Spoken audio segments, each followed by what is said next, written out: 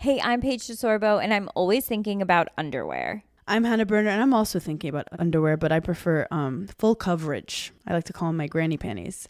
Actually, I never think about underwear. That's the magic of Tommy John. Same. They're so light and so comfy, and if it's not comfortable, I'm not wearing it. And the bras, soft, supportive, and actually breathable. Yes, Lord knows the girls need to breathe. Also, I need my PJs to breathe and be buttery soft and stretchy enough for my dramatic tossing and turning at night. That's why I live in my Tommy John pajamas. Plus, they're so cute because they fit perfectly. Put yourself on to Tommy John. Upgrade your drawer with Tommy John. Save 25% for a limited time at TommyJohn.com/comfort. See site for details.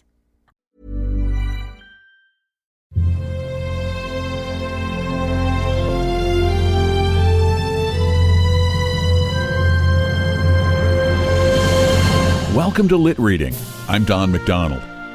In 1891, after a long and prosperous career, Mark Twain was struggling financially and sold his home in Hartford, Connecticut, moving his family to Europe. It was during this difficult period that Twain penned a short story, The £1,000,000 Banknote, in 1893. It's the tale of a down-on-his-luck American financier stranded without a cent to his name in London and the encounter he had with two wealthy brothers that changed his life forever. The £1,000,000 Banknote was the basis of the 1954 Gregory Peck film, The £1,000,000 Note, and was one of the stories that inspired the 1983 Eddie Murphy comedy, Trading Places. For those looking for a cheerful, fun, and uplifting tale, I bring you Mark Twain's The £1,000,000 Banknote.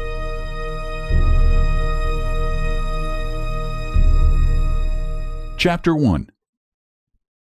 When I was 27 years old, I was a mining broker's clerk in San Francisco and an expert in all the details of stock traffic. I was alone in the world and had nothing to depend on but my wits and a clean reputation. But these were setting my feet in the road to eventual fortune, and I was content with the prospect. My time was my own after the afternoon board Saturdays, and I was accustomed to put in on a little sailboat on the bay. One day I ventured too far and was carried out to sea. Just at nightfall, when hope was about gone, I was picked up by a small brig which was bound for London. It was a long and stormy voyage, and they made me work my passage without pay as a common sailor. When I stepped ashore in London, my clothes were ragged and shabby, and I had only $1 in my pocket. This money fed and sheltered me 24 hours. During the next 24, I went without food and shelter. About 10 o'clock on the following morning, seedy and hungry, I was dragging myself along Portland Place when a child that was passing, towed by a nursemaid, tossed a luscious big pear, minus one bite, into the gutter. I stopped, of course, and fastened my desiring eye on that muddy treasure. My mouth watered for it, my stomach craved it, my whole being begged for it. But every time I made a move to get it, some passing eye detected my purpose, and of course I straightened up then and looked indifferent, and pretended that I hadn't been thinking about the pear at all.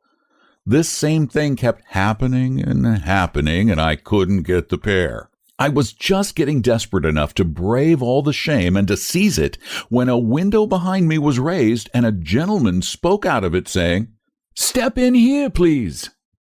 I was admitted by a gorgeous flunky and shown into a sumptuous room where a couple of elderly gentlemen were sitting. They sent away the servant and made me sit down. They had just finished their breakfast, and the sight of the remains of it almost overpowered me. I could hardly keep my wits together in the presence of that food, but as I was not asked to sample it, I had to bear my trouble as best I could.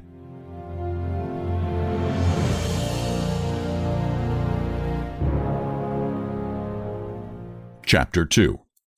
Now, something had been happening there a little before, which I did not know anything about until a good many days afterwards, but I will tell you about it now.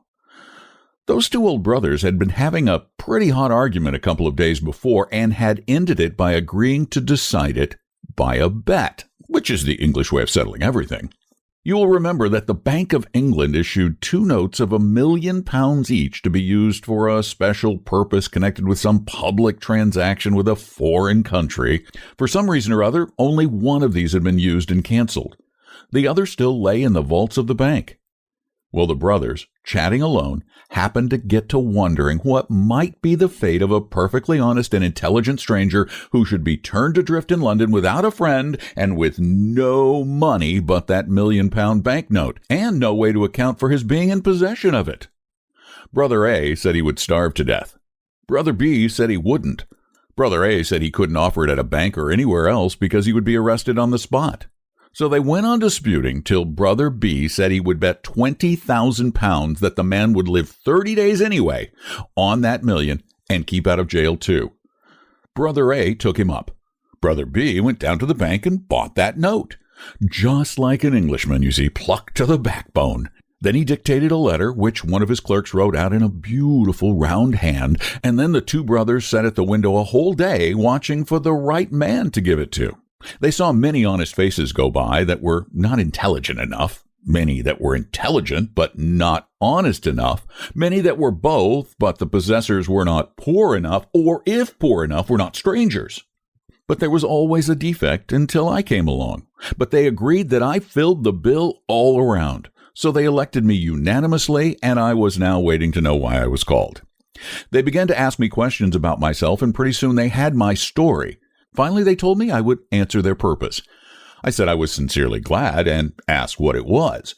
Then one of them handed me an envelope and said I would find the explanation inside. I was going to open it, but he said, no, take it to my lodgings and look it over carefully and not be hasty or rash. I was puzzled and wanted to discuss the matter a little further, but they didn't, so I took my leave feeling hurt and insulted to be made the butt of what was apparently some kind of a practical joke, and yet obliged to put up with it, not being in circumstances to resent affronts from rich and strong folk.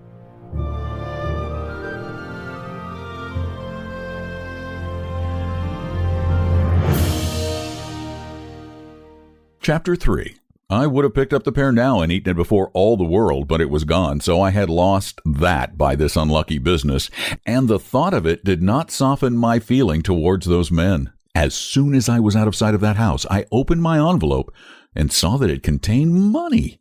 My opinion of those people changed, I can tell you. I lost not a moment, but shoved note and money into my vest pocket and broke for the nearest cheap eating house. Well, how I did eat! When at last I couldn't hold any more, I took out my money and unfolded it, took one glimpse and nearly fainted. $5 million? Why, it made my head swim. I must have sat there stunned and blinking at the note as much as a minute before I came rightly to myself again. The first thing I noticed then was the landlord. His eye was on the note and he was petrified. He was worshiping with all his body and soul, but he looked as if he couldn't stir hand or foot. I took my cue in a moment and did the only rational thing there was to do. I reached the note towards him and said carelessly, "Give me the change, please." Then he was restored to his normal condition and made 1,000 apologies for not being able to break the bill, and I couldn't get him to touch it. He wanted to look at it and keep on looking at it. He couldn't seem to get enough of it to quench the thirst of his eye, but he shrank from touching it as if it had been something too sacred for poor common clay to handle. I said, "I am sorry if this is an inconvenience, but I must insist. Please change it. I haven't anything else." But he said that wasn't any matter. He was quite willing to let the trifle stand till another time. I said I might not be in this neighborhood again for a good while, but he said it was of no consequence. He could wait, and moreover, I could have anything I wanted any time I chose and let the account run as long as I pleased.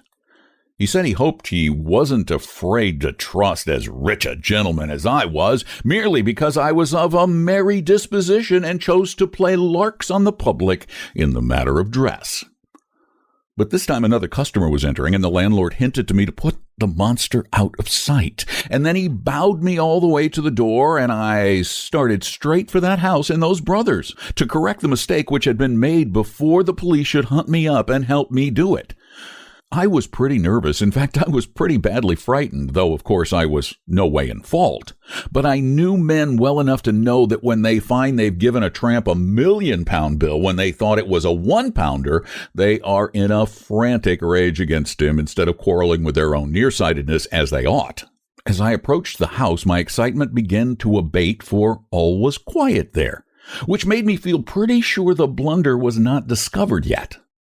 I rang. The same servant appeared.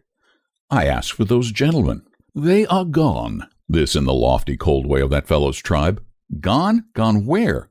On a journey. But whereabouts? To the continent, I think. The continent? Yes, sir. Which way? By what route? I can't say, sir. When will they be back? In a month, they said. A month? Oh, this is awful. Give me some sort of idea how to get word to them. It's of the last importance. I can't indeed. I have no idea where they've gone, sir. Then I must see some member of the family. Family's away, too. Been abroad months. In Egypt and India, I think. Man, there's been an immense mistake made. They'll be back before night. Will you tell them I've been here and I will keep coming back till it's all made right and they needn't be afraid? I'll tell them if they come back, but I'm not expecting them.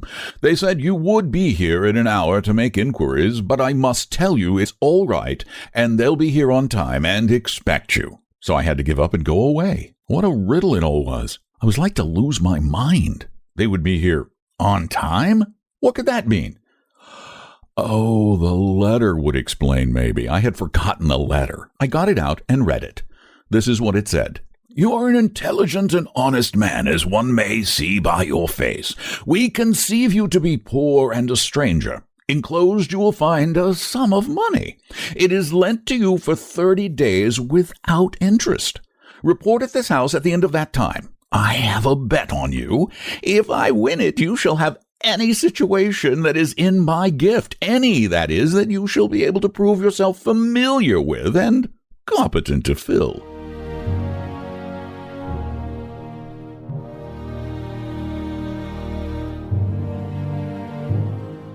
Chapter 5. No signature, no address, no date. Well, here was a coil to be in. You are posted on what preceded all this, but I was not. It was just a deep, dark puzzle to me. I hadn't the least idea what the game was, nor whether harm was meant me or a kindness. I went into the park and sat down to try to think it out and consider what I had best do. At the end of an hour, my reasonings had crystallized into this verdict. Maybe those men mean me well. Maybe they mean me ill. No way to decide that. Let it go. They've got a game or a scheme or an experiment of some kind on their hand. No way to determine what it is. Let it go. There's a bet on me. No way to find out what it is. Let it go. That disposes me of the indeterminable quantities. The remainder of the matter is tangible, solid, and may be classed and labeled with certainty. If I ask the Bank of England to place this bill to the credit of the man it belongs to, they'll do it, for they know him, although I don't.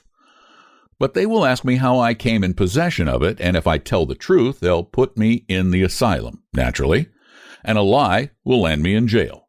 The same result would follow if I tried to bank the bill anywhere or to borrow money on it. I have got to carry this immense burden around until those men come back, whether I want to or not. It is useless to me, as useful as a handful of ashes, and yet I must take care of it and watch over it while I beg for my living. I couldn't give it away if I should try, for neither honest citizen nor highwayman would accept it or meddle with it for anything. Those brothers are safe. Even if I lose their bill or burn it, they are still safe because they can stop payment and the bank will make them whole. But meantime, I've got to do a month's suffering without wages or profit, unless I help win that bet, whatever it may be, and get that situation that I am promised. I should like to get that. Men of their sort have situations in their gift that are worth having.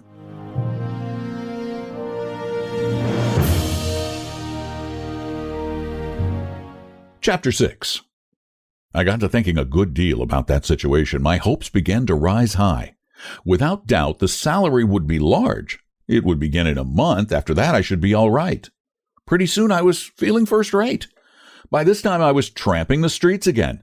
The sight of a tailor shop gave me a sharp longing to shed my rags and to clothe myself decently once more. Could I afford it? No, I had nothing in the world but £1,000,000. So I forced myself to go on by, but soon I was drifting back again. The temptation persecuted me cruelly. I must have passed the shop back and forth 6 times during that manful struggle. At last I gave in. I had to. I asked if they had a misfit suit that had been thrown in their hands. The fellow I spoke to nodded his head towards another fellow and gave me no answer.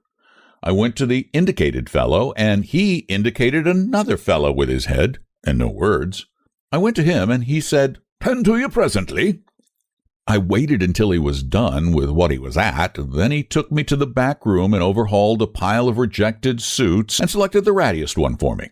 It didn't fit and wasn't in any way attractive, but it was new, and I was anxious to have it. So I didn't find any fault, but said, with some diffidence, "It would be an accommodation to me if you would wait some days for the money. I haven't any small change about me." The fellow worked up the most sarcastic expression of countenance and said, "Oh, you haven't? Well, of course, I didn't expect it. I only expect gentlemen like you to carry large change." I was nettled and said, "My friend, you shouldn't judge a stranger always by the clothes he wears. I am quite happy to pay for this suit. I simply didn't wish to put you to the trouble of changing a large note."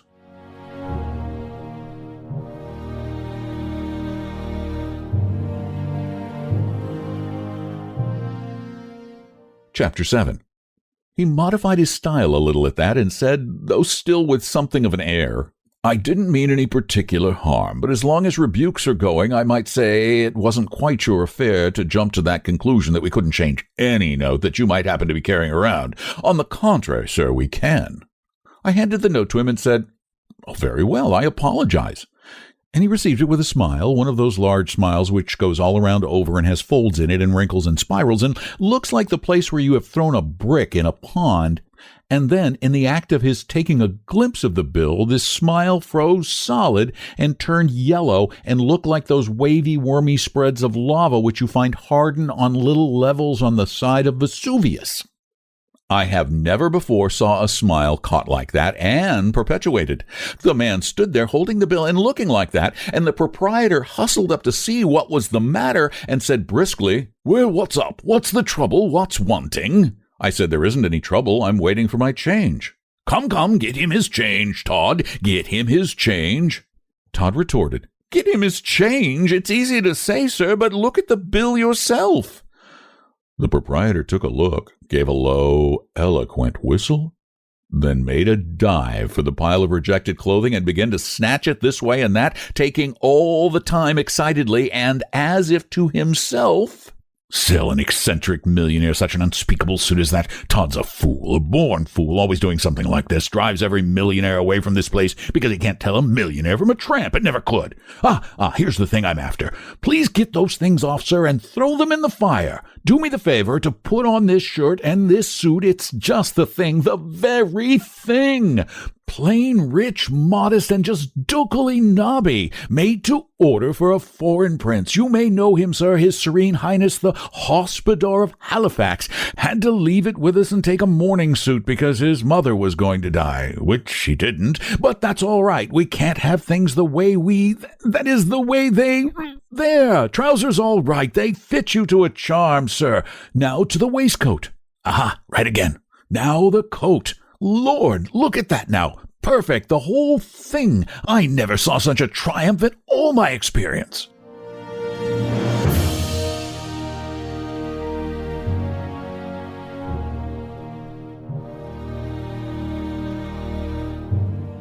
Chapter 8. I express my satisfaction. "Quite right, sir, quite right. It'll do for a makeshift, I'm bound to say, but wait till you see what we'll get up for you on your own measure. Come on, Todd, book and a pen. Get at it. Length of leg, 32 inches. And so on. Before I could get a word, he had measured me and was giving orders for dress suits, morning suits, shirts, and all sorts of things. When I got a chance, I said, "But my dear sir, I can't give these orders unless you can wait indefinitely or change the bill." "Indefinitely. It's a weak word, sir, a weak word. Eternally. That's the word, sir. Todd, rush these things through and send them to the gentleman's address without any waste of time. Let the minor customers wait. Set down the gentleman's address and... I'm changing my quarters. I will drop in and leave the new address." "Quite right, sir, quite right. One moment. Let me show you out, sir. There. Good day, sir. Good day." Well, don't you see what was bound to happen? I drifted naturally into buying whatever I wanted and asking for change. Within a week, I was sumptuously equipped with all needful comforts and luxury and was housed in an expensive private hotel in Hanover Square. I took my dinners there, but for breakfast, I stuck by Harris's humble feeding house, where I had got my first meal on my £1,000,000 bill. I was the making of Harris. The fact had gone all abroad that the foreign crank who carried £1,000,000 bills in his vest pocket was the patron saint of the place. That was enough. From being a poor, struggling little hand-to-mouth enterprise, it had become celebrated and overcrowded with customers. Harris was so grateful that he forced loans upon me and would not be denied. So, pauper as I was, I had money to spend and was living like the rich and the great. I judged that there was going to be a crash by and by, but I was in now and must swim across or drown. You see, there was just that element of impending disaster to give a serious side, a sober side, yes, a tragic side, to a state of things that would have otherwise been purely ridiculous. In the night, in the dark, the tragedy part was always to the front, and always warning, always threatening, so I moaned and tossed, and sleep was hard to find. But in the cheerful daylight, the tragedy element faded and disappeared, and I walked on air and was happy to giddiness, to intoxication, you may say.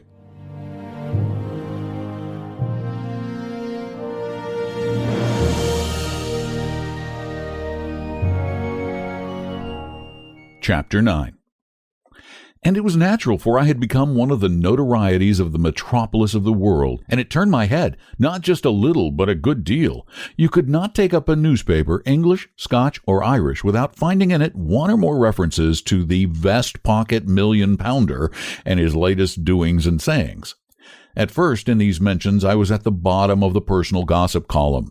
Next, I was listed above the knights. Next, above the baronets.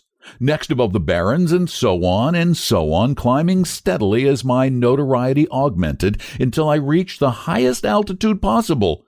And there I remained, taking precedence of all dukes not royal, and of all ecclesiastics except the primate of all England. But mind, this was not fame, as yet I had achieved only notoriety. Then came the climaxing stroke. The accolade, so to speak, which in a single instant transmuted the perishable dross of notoriety into the enduring gold of fame. Punch caricatured me. Yes, I was a made man now. My place was established. I might be joked about still, but reverently, not hilariously, not rudely. I could be smiled at, but not laughed at. The time for that had gone by. Punch pictured me all aflutter with rags, dickering with a beef-eater for the Tower of London. Well, you can imagine how it was with a young fellow who had never been taken notice of before, and now all of a sudden couldn't say a thing that wasn't taken up and repeated everywhere, couldn't stir abroad without constantly overhearing the remark flying from lip to lip. There he goes, that's him. Couldn't take his breakfast without a crowd to look him on, couldn't appear in an opera box without concentrating the fire of 1,000 lorgnettes. Why, I just swam in glory all day long. That is the amount of it. You know, I kept my old suit of rags, and every now and again appeared in them so as to have the old pleasure of buying trifles and being insulted, and then shooting the scoffer dead with the £1,000,000 bill. But I couldn't keep that up. The illustrated papers made the outfit so familiar that when I went out in it, I was at once recognized and followed by a crowd, and if I attempted a purchase, the man would offer me his whole shop on credit before I could pull my note on him.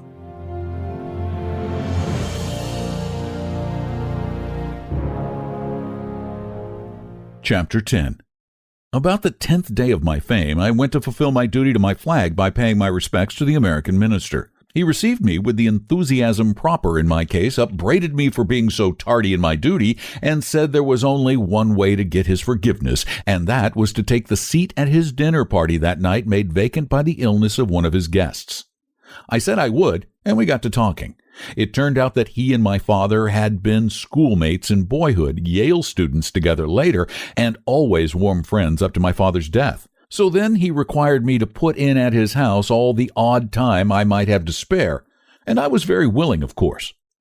In fact, I was more than willing, I was glad. When the crash should come, he might somehow be able to save me from total destruction.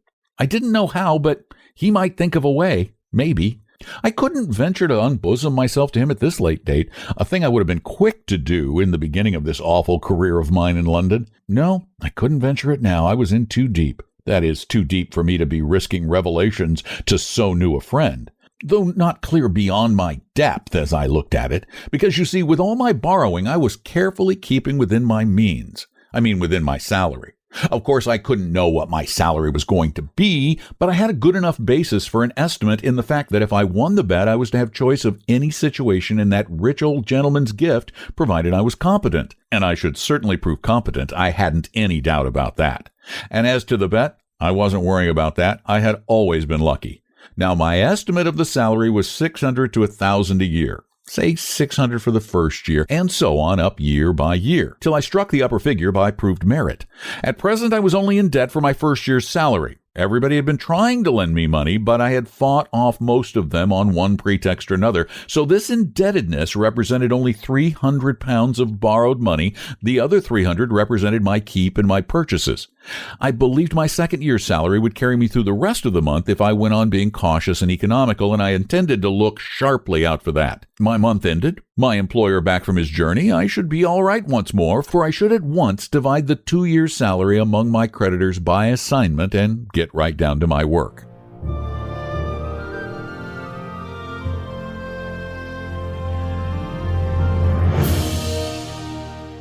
Chapter 11.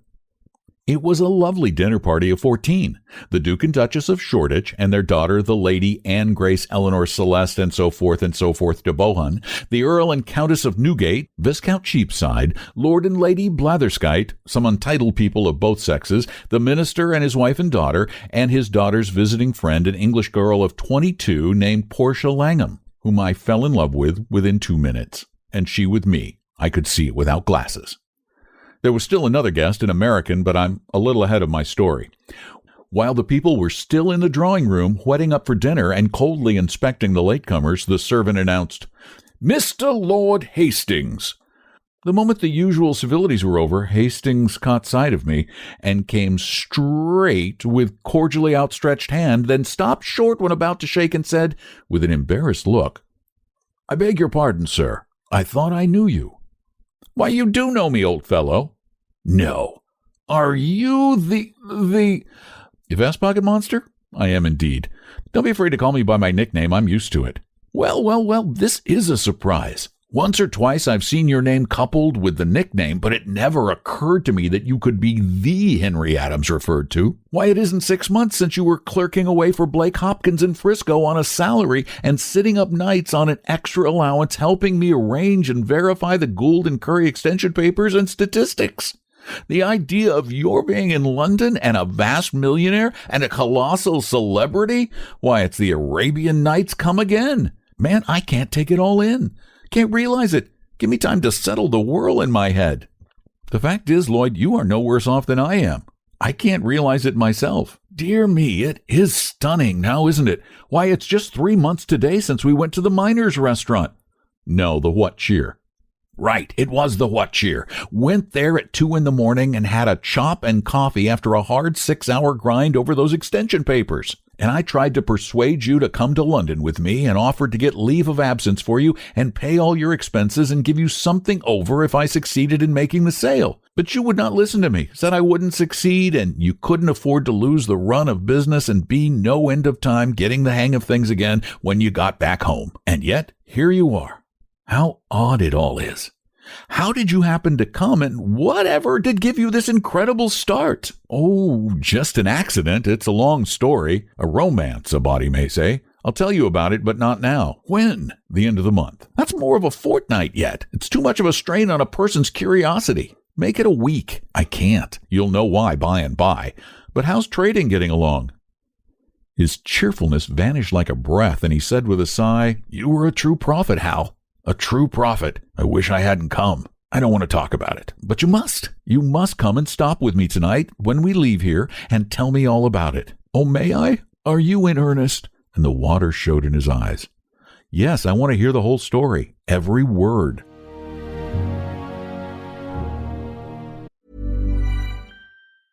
Why does every recipe I try need 18 ingredients, including a jar of something paste I'll never use again, but will sit in my fridge for 9 months? I just want dinner in the oven, fast. That's why I love Blue Apron's new one-pan assemble and bake meals. They send you fresh ingredients that are already chopped. All you do is put it all together and bake. That's it. No chopping, no weird leftovers, just delicious, easy-to-make meals. Get 20% off your first 2 orders with code APRON20. Terms and conditions apply. Visit blueapron.com/terms for more. Hey, I'm Paige DeSorbo, and I'm always thinking about underwear. I'm Hannah Berner, and I'm also thinking about underwear, but I prefer full coverage. I like to call them my granny panties. Actually, I never think about underwear. That's the magic of Tommy John. Same. They're so light and so comfy, and if it's not comfortable, I'm not wearing it. And the bras, soft, supportive, and actually breathable. Yes, Lord knows the girls need to breathe. Also, I need my PJs to breathe and be buttery soft and stretchy enough for my dramatic tossing and turning at night. That's why I live in my Tommy John pajamas. Plus, they're so cute because they fit perfectly. Put yourself on to Tommy John. Upgrade your drawer with Tommy John. Save 25% for a limited time at TommyJohn.com/comfort. See site for details.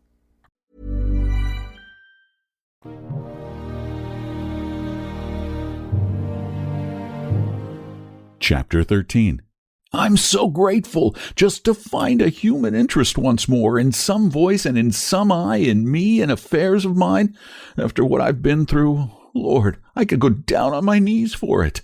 He gripped my hand hard and braced up, and was all right and lively after that for the dinner, which didn't come off. No, the usual thing happened. The thing that is always happening under that vicious and aggravating English system, the matter of precedence couldn't be settled, and so there was no dinner.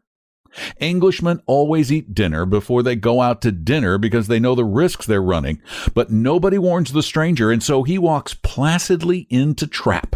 Of course, nobody was hurt this time because we had all been to dinner, none of us being novices except Hastings, and he having been informed by the minister at the time that he invited him that in deference to the English custom, he had not provided any dinner. Everybody took a lady in procession down to the dining room because it is usual to go through the motions. But there the dispute began. The Duke of Shoreditch wanted to take precedence and sit at the head of the table, holding that he outranked a minister who represented merely a nation and not a monarch. But I stood for my rights and refused to yield. In the gossip columns, I ranked all dukes not royal and said so and claimed precedence of this one. It couldn't be settled, of course, struggle as we might, and did. He finally and injudiciously tried to play birth and antiquity, and I, seeing his conqueror and raising him with Adam, whose direct posterity I was, as shown by my name, while he was of a collateral branch, as shown by his and his recent Norman origin. So we all processioned back to the drawing room again, plate of sardines and a strawberry, and you group yourself and stand up and eat it. Here the religion of precedence is not so strenuous. The 2 persons of highest rank chuck up a shilling, and the one who wins has first go at his strawberry, and the loser gets the shilling. The next 2 chuck up, and then the next 2, and so on. After refreshment, tables were brought, and we all played cribbage, 6 a game. The English can never play any game for amusement. If they can't make something or lose something, they don't care which, they won't play.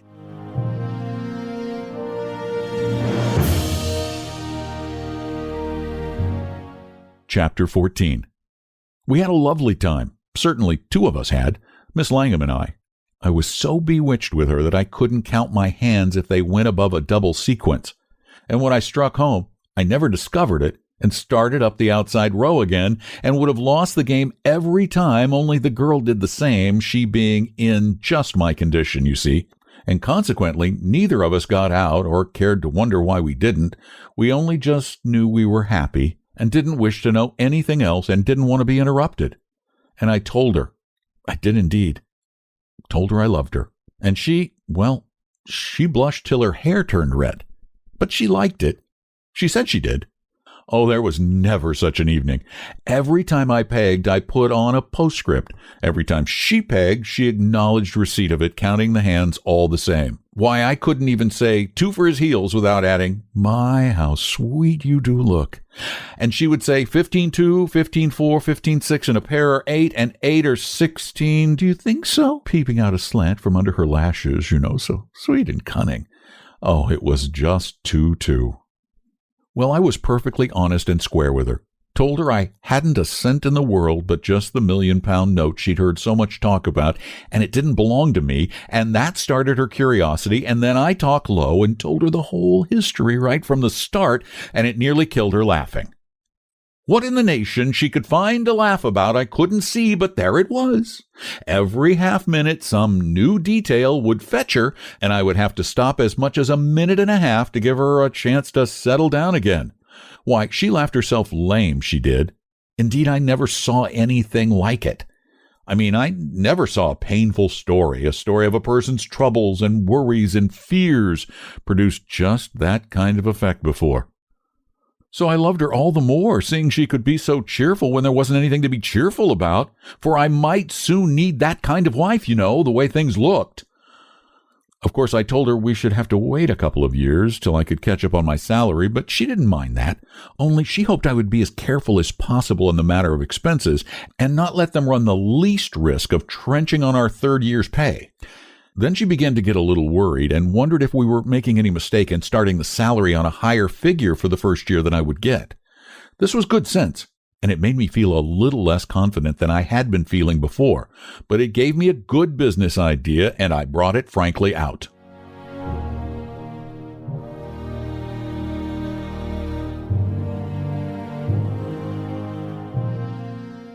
Chapter 15. Portia, dear, would you mind going with me that day when I confront those old gentlemen?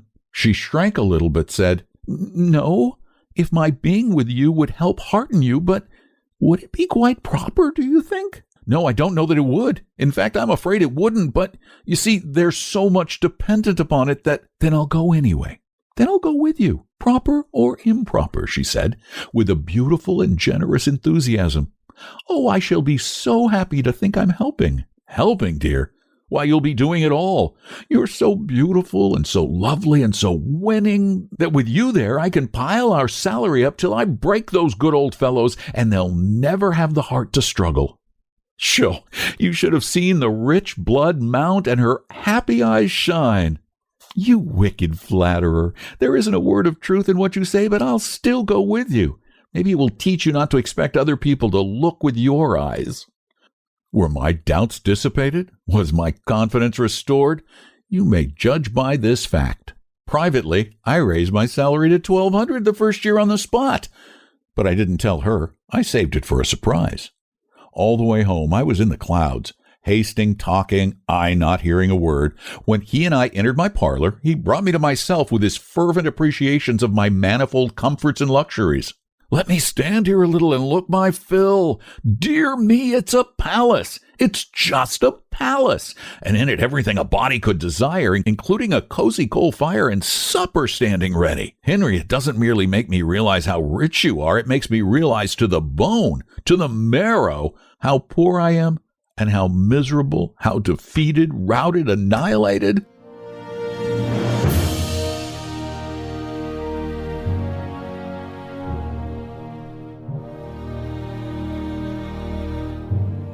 Chapter 16.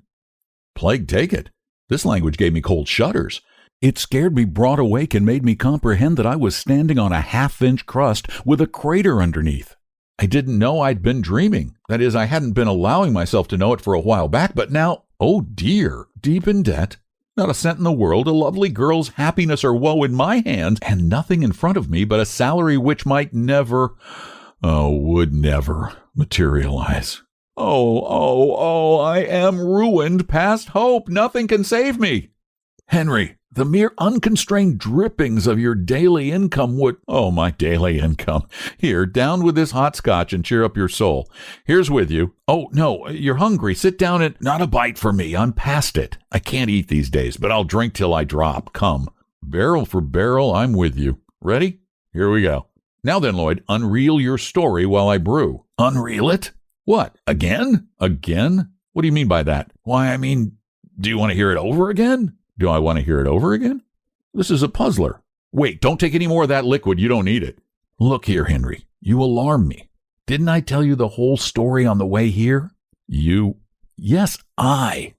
I'll be hanged if I heard a word of it. Henry, this is a serious thing. It troubles me. What did you take up yonder at the minister's?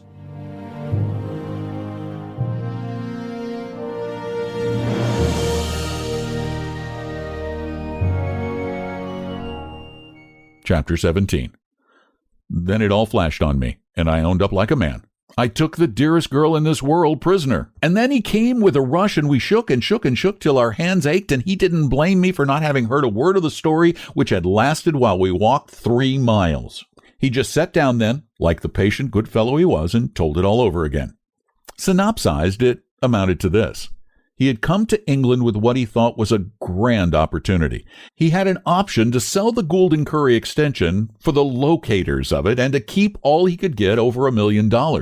He had worked hard and pulled every wire he knew of and left no honest expedient untried, had spent nearly all the money he had in the world and not been able to get a solitary capitalist to listen to him, and his option would run out at the end of the month. In a word, he was ruined.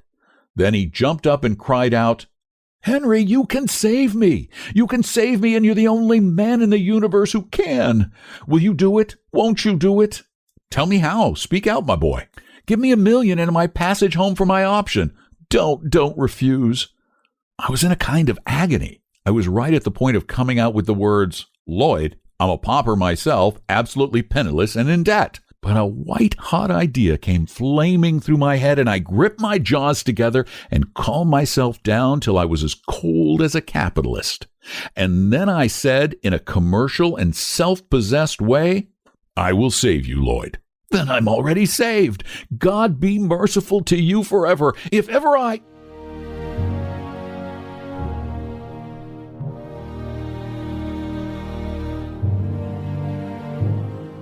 Chapter 18. Let me finish, Lloyd. I will save you, but not in that way. That would not be fair to you after your hard work and the risks you've run. I don't need to buy mines. I can keep my capital moving in a commercial center like London without that. It's what I'm at all the time, but here is what I'll do. I know all about that mine, of course. I know its immense value and can swear to it if anybody wishes it. You shall sell out inside of a fortnight for $3 million cash using my name freely, and we'll divide, share and share alike. Do you know he would have danced the furniture to kindling wood in his insane joy and broken everything in the place if I hadn't tripped him up and tied him.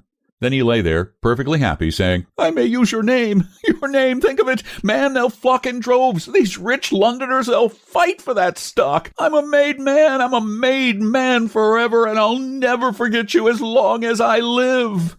In less than 24 hours, London was abuzz. I hadn't anything to do day after day but sit at home and say to all comers, "Yes, I told him to refer to me. I know the man, and I know the mine. His character is above reproach, and the mine worth far more than he asks for it." Meantime, I spent all my evenings at the minister's with Portia. I didn't say a word to her about the mine. I saved it for a surprise. We talked salary, never anything but salary and love. Sometimes love, sometimes salary, sometimes love and salary together. And the interest the minister's wife and daughter took in our little affair, and the endless ingenuities they invented to save us from interruption and to keep the minister in the dark and unsuspicious, well, it was just lovely of them.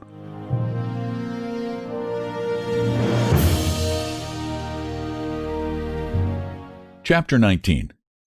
When the month was up at last, I had $1 million to my credit in the London and Country Bank, and Hastings was fixed in the same way.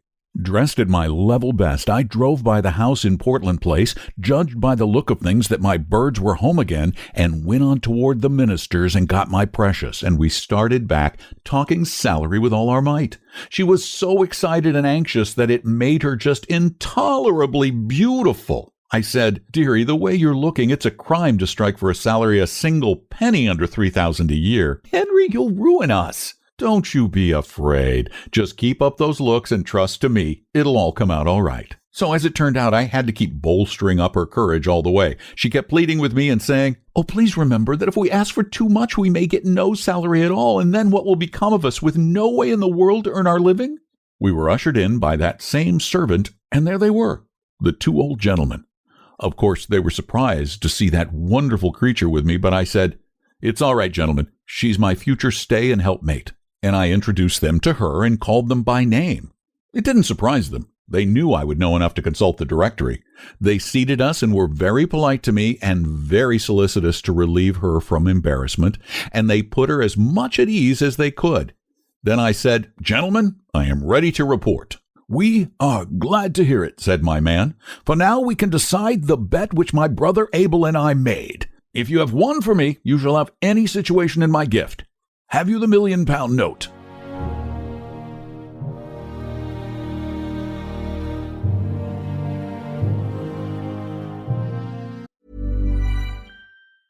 Hey, I'm Paige DeSorbo, and I'm always thinking about underwear. I'm Hannah Burner, and I'm also thinking about underwear, but I prefer full coverage. I like to call them my granny panties. Actually, I never think about underwear. That's the magic of Tommy John. Same. They're so light and so comfy, and if it's not comfortable, I'm not wearing it. And the bras, soft, supportive, and actually breathable. Yes, Lord knows the girls need to breathe. Also, I need my PJs to breathe and be buttery soft and stretchy enough for my dramatic tossing and turning at night. That's why I live in my Tommy John pajamas. Plus, they're so cute because they fit perfectly. Put yourself on to Tommy John. Upgrade your drawer with Tommy John. Save 25% for a limited time at TommyJohn.com/comfort. See site for details. Chapter 20. Here it is, sir. And I handed it to him. I've won, he shouted and slapped Abel on the back. Now what do you say, brother? I say he did survive, and I've lost £20,000, but I would have never believed it. I've a further report to make, I said, and it's a pretty long one. I want you to let me come soon and detail my whole month's history, and I promise you it's worth hearing. Meantime, take a look at that. What, man? Certificate of deposit for £200,000? Is it yours? Mine. I've earned it by 30 days judicious use of that little loan you let me have, and the only use I made of it was to buy trifles and offer the bill in change. Come, this is astonishing. It's incredible, man. Never mind. I'll prove it. Don't take my word unsupported. But now Portia's turn was come to be surprised. Her eyes spread wide and she said, Henry, is that really your money? Have you been fibbing to me? I have indeed, dearie, but you'll forgive me, I know. She put up an arch pout and said, Don't be so sure. You are a naughty thing to deceive me so. Oh, you'll get over it, sweetheart. You'll get over it. It was only fun, you know. Come, let's be going. But wait, the situation, you know. I want to give you the situation, said my man. Well, I said, I'm as grateful as I can be, but I really don't want one.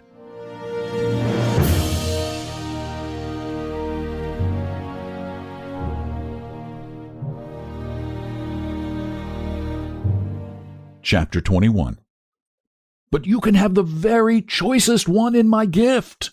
Thanks again, but with all my heart, I don't even want that one. Henry, I'm ashamed of you. You don't have thank the good gentleman? May I do it for you? Indeed you shall, dear, if you can improve it. Let us see you try. She walked up to my man, got right in his lap, put her arm around his neck, and kissed him right on the mouth. Then the two old gentlemen shouted with laughter, but I was dumbfounded, just petrified, as you may say. Portia said, Papa, he has said you haven't a situation in your gift that he'd take, and I feel just as hurt as... My darling, is that your papa? Yes, he's my step-papa, and the dearest one that ever was. You understand now, don't you, why I was able to laugh when you told me at the minister's, not knowing my relationships, what trouble and worry Papa's and Uncle Abel's scheme was giving you? Of course, I spoke up right now without any fooling and went straight to the point. Oh, my dearest sir, I want to take back what I said. You have got a situation open that I want. Name it. Son-in-law. Well, but you know, if you haven't ever served in that capacity, you of course can't furnish recommendations of a sort to satisfy the conditions of the contract, and so try me. Oh, do, I beg of you. Only just try me 30 or 40 years, and if... Oh, well, all right, it's but a little thing to ask. Take her along.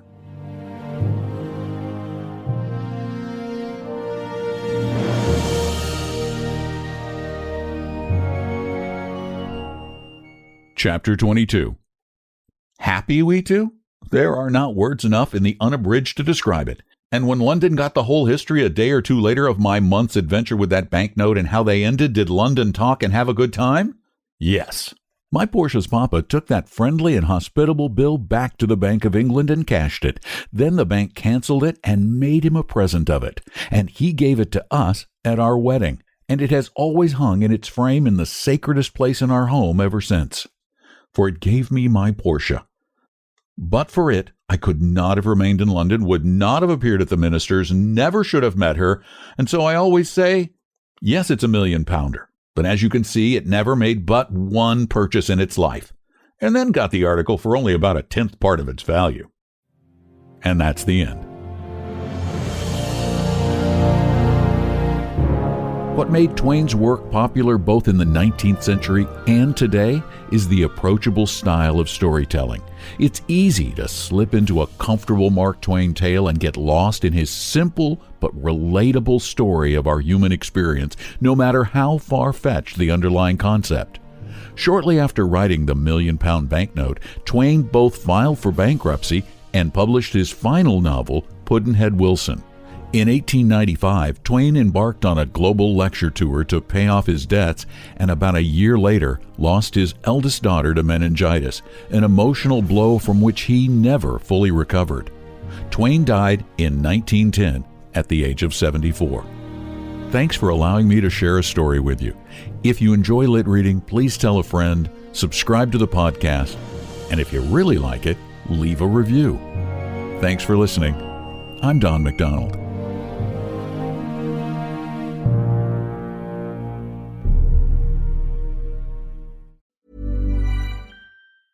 Hey, I'm Paige DeSorbo, and I'm always thinking about underwear. I'm Hannah Berner, and I'm also thinking about underwear, but I prefer full coverage. I like to call them my granny panties. Actually, I never think about underwear. That's the magic of Tommy John. Same. They're so light and so comfy, and if it's not comfortable, I'm not wearing it. And the bras, soft, supportive, and actually breathable. Yes, Lord knows the girls need to breathe. Also, I need my PJs to breathe and be buttery soft and stretchy enough for my dramatic tossing and turning at night. That's why I live in my Tommy John pajamas.